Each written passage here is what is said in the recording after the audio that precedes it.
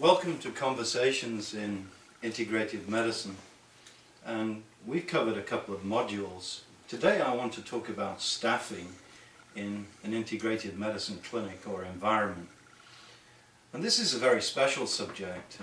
It may seem obvious to the experienced physician, but it's really not obvious to many, especially those who are attempting to convert their allopathic model to more of an integrated model.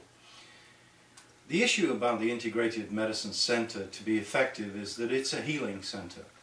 So there are many more things that are done in terms of greeting the patient and handling the patient to give them obviously the great reassurance that they've entered a very caring environment. So many practitioners of integrative medicine are very keen on this notion that they create an optimal caring environment, a nurturing environment, where there's many people interacting with the individual that comes in.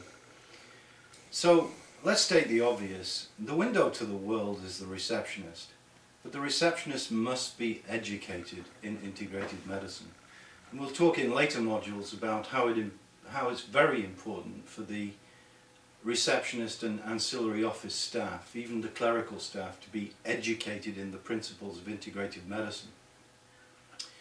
And Natural Clinician and the Holt Institute of Medicine have sponsored a training program which involves studying a booklet, an extensive booklet that's highly referenced, taking an examination written, followed by an oral examination and a certification program to make sure that individuals have a very specific understanding of dietary supplement counselling. And we'll talk increasingly about how nutrition, botanicals, herbals and dietary supplement counselling are really the mainstay of a lot of transitions from allopathic to integrative medicine. So I guess the key issue here is to talk about education. So the receptionist must alert everyone in the centre to the arrival of a patient and the arrival be anticipated. Now, the ideal integrative medicine centre has individuals who come in at least on a part-time basis and offer different disciplines of care. A very important aspect of entering the environment is to induce a relaxation response. Relaxation response can be induced in my own clinic. I have a massage therapist who offers just a temporary few-minute massage to the patients prior to the consultation or after the consultation if there's any tension developed. And this doesn't necessarily mean a full massage. It can be done in a chair with a little bit of chitter-chatter and a little bit of just calming the individual down. The decor of the centre is quite important. It should be appealing, it shouldn't be stark, and it shouldn't be hospital-like. It should be homely and encouraging. Now, the office management is extremely important, and really there's education required in the office manager's area in terms of, for want of better terminology, profit centres in the clinic, and how patients are availed of the option of getting many different services that the clinic may offer. In the area of colon hydrotherapy, obviously the individual must be well trained, and we have a colon hydrotherapy training course which is approved by the National Colon Therapy Organisations, and if you want to know more about that you can check that by calling 973-256-4660. That's 973-256-4660, and getting some more information about colon hydrotherapy and how it may be applied. Now, detoxification programs involve staff, and there must be skilled holistic nursing staff. And ideally that's a PA or a nurse practitioner, which is is a discipline playing an increasing role in holistic management. Obviously, the staffing depends on the disciplines attracted and the support staff they may require. But disciplines that should really be accessed or part of the centre are chiropractic medicine, foot care, podiatric medicine, very important. The really fits in with any general medicine model. A very important person is a nutrition counsellor, and this could be a naturopath or it could be a trained paraprofessional, and this is where dietary supplement counselling comes in to a great degree.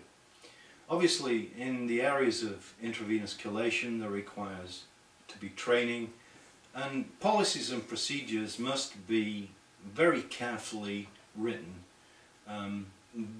preferably by the physician in charge of the practice, and enforced on a daily basis by the office manager or whomever is responsible for the supervision,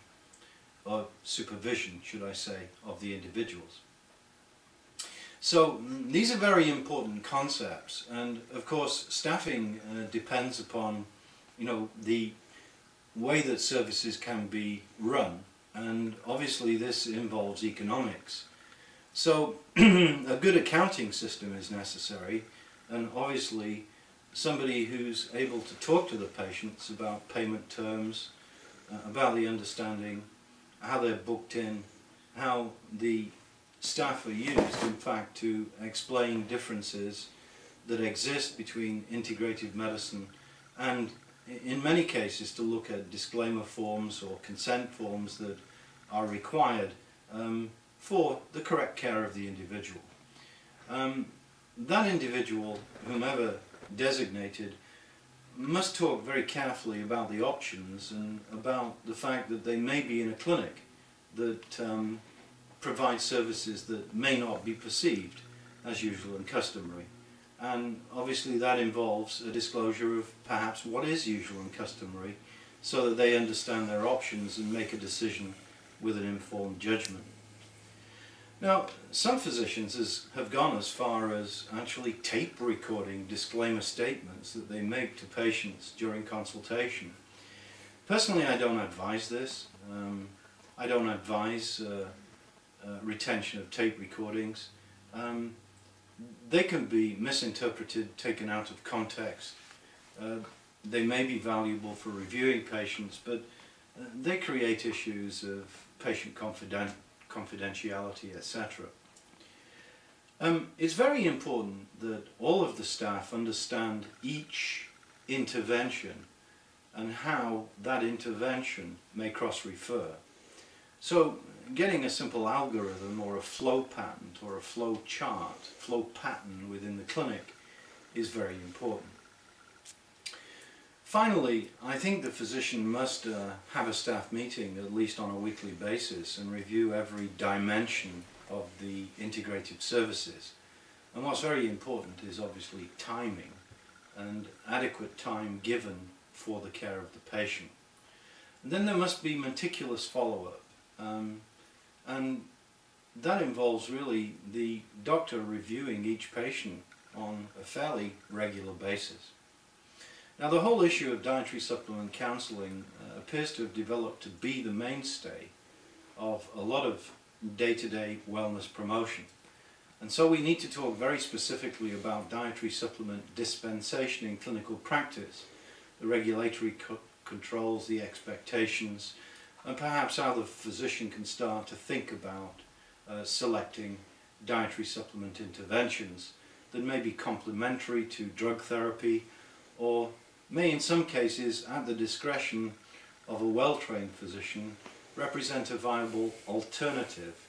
Good example, if an individual can't tolerate a statin drug to lower cholesterol due to liver problems, the physician may try other more natural approaches with exercise and nutritional supplementation, obviously with good diet.